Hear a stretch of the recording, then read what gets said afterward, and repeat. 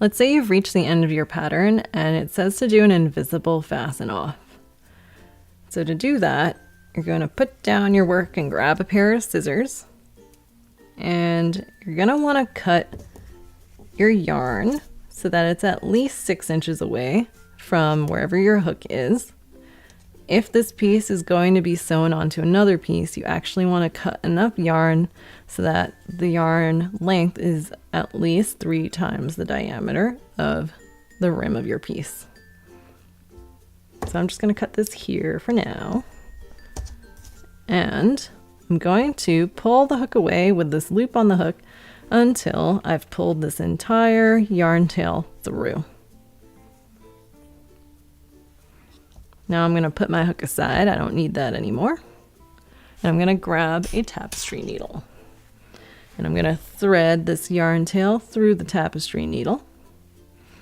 And when I make an invisible fasten off, I'm actually going to make essentially a fake horizontal V, because my goal with an invisible fasten off is to make it so that there is no jump in stitches.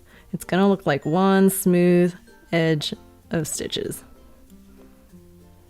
So I need to put my needle under not the next horizontal V, which is the one marked by the stitch marker, but under the one after that.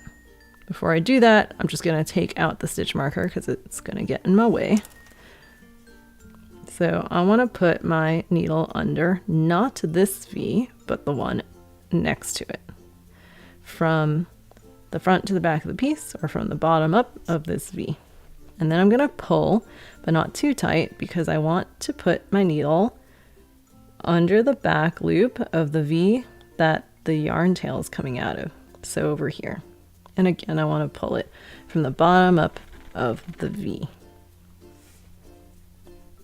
Now I'm going to pull this tight. I'm going to pull it tight enough so this fake V I just made looks about the same size as all the other V's along the rim of this piece. And now you can see that I've smoothed out this ridge so it's not a complete step jump. It's a little bit smoother than before.